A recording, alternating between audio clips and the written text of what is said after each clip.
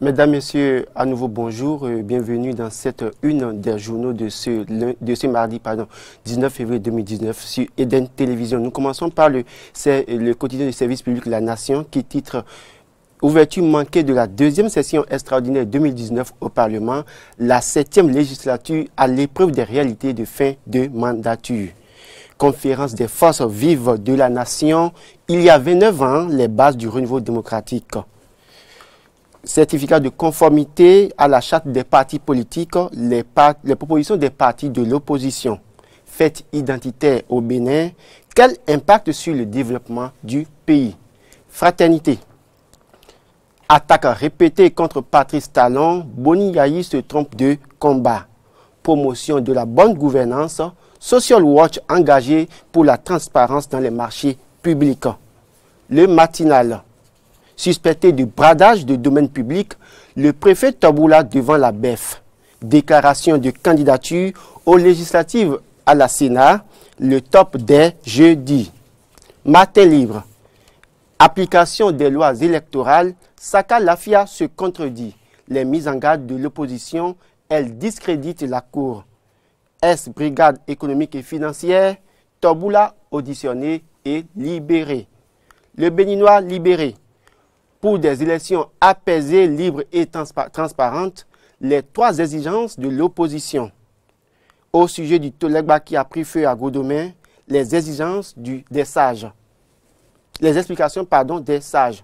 Dabaro, 15 ans d'existence de la radio Azek FM de Parakou, la chaîne Providence toujours dans le cœur des populations. Après la célébration de la Saint-Valentin, le chiffre d'affaires des commerçants en baisse. Don d'un pavillon de pédiatrie au centre de santé de Kérou, le préfet Lydie Déré Chabina soulage la peine des populations. Le débat. Positionnement sur les listes électorales pour les législatives du 28 avril prochain. Belle occasion pour la mouvance de témoigner sa bonne foi aux femmes. Élection législative du 28 avril 2019. Inquiète, l'opposition exige la relecture du code électoral. Brigade économique et financière, pourquoi Toboula a été écouté. Émergence info. Vulgarisation des tests du bloc progressiste, du bloc républicain. Mathias Koua nous mobilise avant coup pour la victoire. Réforme profonde à la SB2E vers la dématérialisation du système de paiement des factures. L'écho. Face à la situation critique qui risque de plonger le Bénin dans le chaos, sévère mise en garde des principales formations politiques de l'opposition à Patrice Talon. Première réunion ordinaire du bureau directeur national de la CSTB, Kassanaini Mampo s'insurge contre le traitement réservé aux travailleurs. Point média. Polémique autour du code électoral et de la charte des partis politiques. Amender les deux lois pour sauver la paix. L'humanité est faite autour du danger qui plane sur la paix au Bénin avec les législatives du 28 avril prochain. La cause, certaines dissolutions du code et de la charte des partis politiques. L'Afrique en marche. Sortie de l'opposition, Soglo Yayi Azanaï menace Talon. Il faut empêcher la rupture de faire un passage en force le 28 avril 2019. Assemblée nationale. Nous allons finir la 7e législature dans la honte, le désastre, d'ici Rosine Soglo.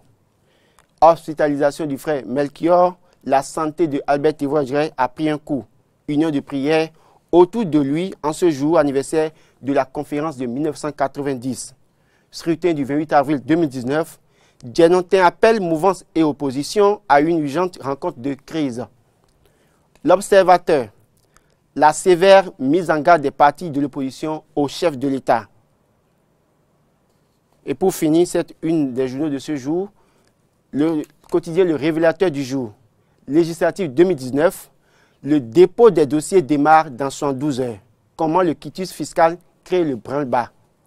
Assemblée nationale hier, les députés absents de l'ouverture de la séance, de la session reportée. Lutte contre la criminalité phonique. 2 trafiquants de peaux d'animaux sous les verrous. Brouille au sein de la famille mouvancière, une affaire de 5 700 000 francs CFA déchire les Républicains dans la 6e circonscription électorale. Laurent Roland Toninquez, pour les titres, les uns aussi intéressants que les autres, le frère Melchior passerait de moments difficiles. Ça, c'est un des quotidiens qui nous proposait ce titre tout à l'heure avec vous. Il nous revient de rester de cœur, non seulement avec le frère Melchior, mais avec sa famille, de prier intensément pour ce leader politique, pour ce cadre, pour cet intellectuel accompli de la nation. Oui, justement, il faut préciser que cette information était déjà sur les réseaux sociaux depuis quelques jours. Et c'est le quotidien L'Afrique en marche qui l'écrit ce matin, qui précise que le frère Melchior est réellement malade. Alors, quand on connaît qui a été Albert Tévois, je dirais, et quand on connaît quel homme il est, et ce qu'il représente pour notre pays, et ce qu'il est au-delà des frontières du Bénin, on ne peut que prier pour sa santé, parce que par ces temps qui courent actuellement, on a besoin de ces voix. On a besoin de ces personnes expérimentées qui peuvent à un moment donné décider de ce qu'il faut faire, ce qu'il ne faut pas faire. Donc, une heure de prière, même s'il a un âge déjà très avancé, c'est vrai, quand vous avez un parent, il ne vous suffit jamais. Donc, on va prier pour lui, pour qu'il se retrouve, pour peut-être orienter les uns les autres au cours de cette période électorale. Laurent, avant de vous libérer, puisque vous étiez hier dans cet hôtel de Cotonou qui a réuni presque tous les leaders politiques de l'opposition, avant d'y revenir dans le décryptage, je voudrais vous demander de quoi cela retourne. De quoi cela retourne? C'est vrai, j'étais du côté de Cotonou hier pour suivre cette conférence de presse des membres de l'opposition. J'avoue que ce que j'ai vu m'a surpris. Parce que quand on voit tous ceux-là, tout ce parterre d'hommes politiques se réunir aujourd'hui pour décrire une situation, il est important que le gouvernement s'interroge et réagisse au plus vite. Parce que je ne peux pas comprendre qu'aujourd'hui, Azanaï vienne s'asseoir à la même table que Boniaï, les deux qui sont traités de tous les noms dans ce pays, aujourd'hui s'entendent parce qu'il y a un idéal à défendre. Si tant est que ceux-là arrivent à s'entendre, ils trouvent un terrain d'entente et ça s'asseye pour dénoncer une situation, je crois que le gouvernement ferait mieux de vite revoir les choses. Parce que quand vous les suivez, vous comprenez qu'ils ont raison sur certains points. Je crois qu'au cours de cette conférence de presse de la sortie du ministre de l'Intérieur, j'y étais également. Et j'étais là à poser la question au ministre de l'Intérieur pour dire, mais comment se fait-il que lui, ministre de l'Intérieur, membre d'un bloc Union progressiste en l'occurrence, ministre de l'Intérieur de surcroît, le ministère de l'Intérieur c'est le seul ministère qui étudie les dossiers, et que l'Union progressiste ne soit pas en mesure de remplir toutes les conditions et aide le problème que les autres blocs. Cela suppose qu'il y a un problème. Alors hier, candidat Azanaï est revenu là-dessus pour dire, si tant est que les deux blocs du gouvernement, en tout cas de la mouvance, n'ont pas pu réussir à remplir toutes les conditions, qu'aujourd'hui ne sont pas encore que les deux blocs ne sont pas conformes encore, et cela suppose qu'à ce niveau, il y a un problème. Et donc, ce qui veut dire qu'il faut revoir le code électoral. Donc, je crois que le débat est bien situé. Si le ministre de l'Intérieur, en sa qualité de ministre de l'Intérieur, membre d'un bloc et membre du bureau politique de ce bloc en réalité, aujourd'hui, ce bloc n'est pas à jour, cela suppose que la loi électorale a un problème. Et quand ça a de problème, alors il faut aller s'asseoir et relire ce code électoral et changer les choses. Plutôt que on est à quelques jours. Le pourra-t-on vraiment avant le 28 avril où va-t-on repousser la date? Les dépôts des dossiers, c'est à partir du 21 et du 21 au 26. Jeudi. Alors, est-ce qu'à partir d'ici jeudi, les partis seront à jour? Première question. Deuxième chose, est-ce que, avec tout ce qui se passe aujourd'hui, parce que les opposants sont allés jusqu'à mettre en cause le fait que les gens enregistrent les citoyens et prennent le 4 lépi. Alors, ils souhaitent, on s'achemine vers une situation où on serait peut-être dans une certaine mesure obligé de reporter ces élections. Alors, reporter ces élections, à quelle fin et pour quand? Donc, autant de questions. Mais pourquoi maintenant cette sortie?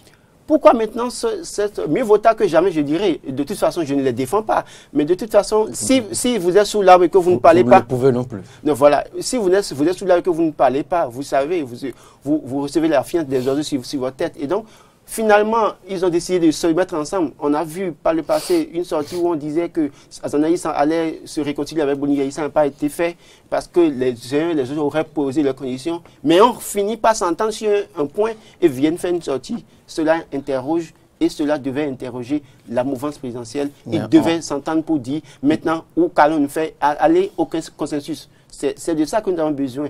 Parce que les autres craignent le chaos. Et quand le chaos arrive, personne n'est épargné. Ça ne connaît ni risque. C'est vrai que...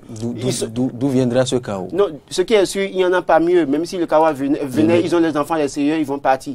Mais le peuple malheureux souffrira. Et je suis vraiment déçu qu'on en arrive à ce point. Il faut que les gens s'entendent. Il faut qu'il y ait le consensus et pour la paix de ce pays.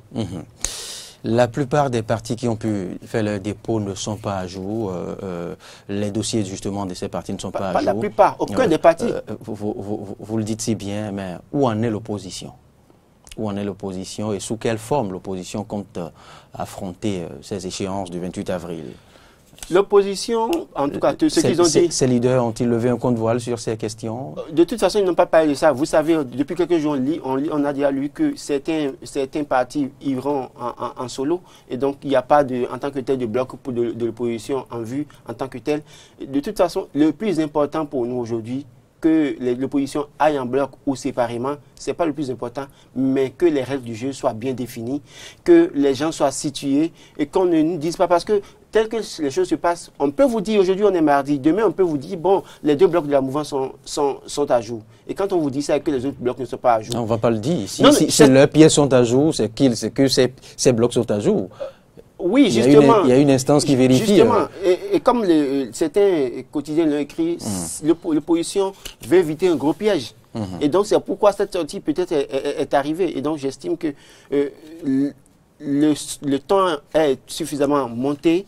Et puis, les blocs de la mouvance, en tout cas le ministre de l'Intérieur, est suffisamment. Parce que j'avoue que hier, ils ont d'abord joué un élément témoin du ministre de l'Intérieur.